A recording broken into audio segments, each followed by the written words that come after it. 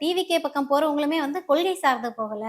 அ விஜய் அப்படின்ற ஒரு சினிமா முகத்துக்காக தான் போறாங்க அப்படின்ற ஒரு பேச்சுக்கள் எழும்ன்றது உங்களுக்கு தப்பு.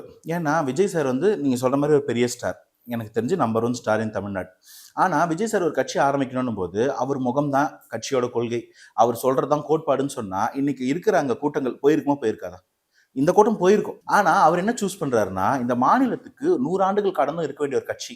இந்த மக்களுடைய தேவையை அன்னைக்கும் பூர்த்தி பண்ண வேண்டிய ஒரு கட்சியா இந்த கட்சி இருக்கணுன்றதுனால தான், ஒரு விஷனோட கொள்கை தலைவர்கள சூஸ் பண்றாரு. அந்த கொள்கை தலைவர்களோட கொள்கை வழிகாட்டிகளா மாத்தி, அந்த கொள்கைகள அந்த பசங்களுக்கு சொல்லிக் குடுத்து, நான் இந்த கட்சிக்கு தலைவன், நிர்வாகி இருக்கேன், உருவாக்கி இருக்கேன். ஆனா தலைவன் அவன் தான்டா.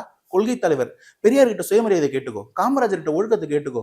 வேலுநாச்சியார் கிட்ட வீரத்தை கேட்டுக்கோ. அஞ்சலி அம்மாள் அவங்க கிட்ட வந்து சமூக சேவையை கேட்டுக்கோன்னு சொல்லி, காமராஜர் கிட்ட எதை கத்துக்கணும், அம்பேத்கர் கிட்ட எதை கத்துக்கணும், அண்ணா கிட்ட என்ன கத்துக்கணும், எம்ஜிஆர் கிட்ட என்ன கத்துக்கணும்னு எல்லாத்தையும் தூக்கி தலைமையில வச்சுக்காம அவங்க கிட்ட இருந்து கத்துக்க சொல்லி ஒரு வழிகாட்டுறாரு. இதுவே கொள்கை.